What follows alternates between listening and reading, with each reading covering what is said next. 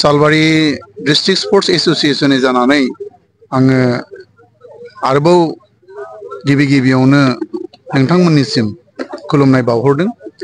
सालबारि district sports एसोसिएशना देग्लाय बोसोराव जोङो भलिबलनि एबा बुलुरनि जि इन्टार क्लाब कम्पिटिशन बेखौ सालबारि जौमा फरायसालिनि गेलेग्रा फोथाराव होनाय जादों साननैनि हाबाफारिजों।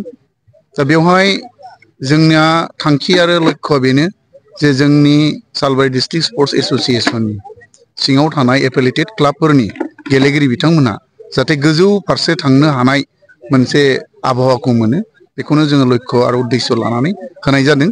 आरो बे लक्ष्य उद्देश्यआवनो जोंनि क्लाबफ्रा दिनै जिखिनिया बेवहाय बाहागो लाबाय, जों बुंनो नांगोन बिथांमोननि जि गेलेनाय बे खोब जौगादों।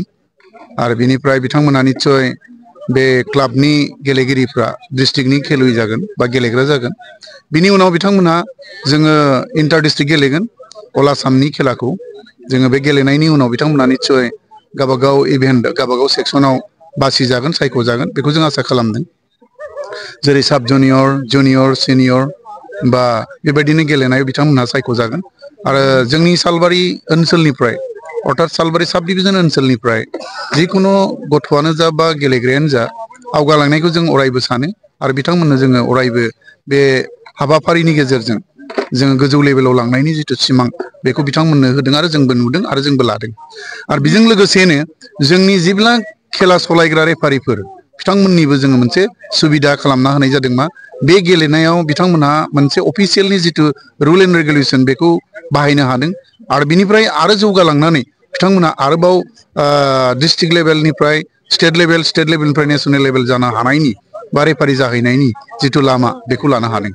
दिनैनि बे बादायलायनायाव मोनबेसे टीमा बाहागो लादों? बेवहाय जोंहा ओरैबायदि जादों, गोबां टीमनि गेजेरावनो मोनद' टीमा बेवहाय सुपार डिभिजन हिसाबै फैनाय जादों।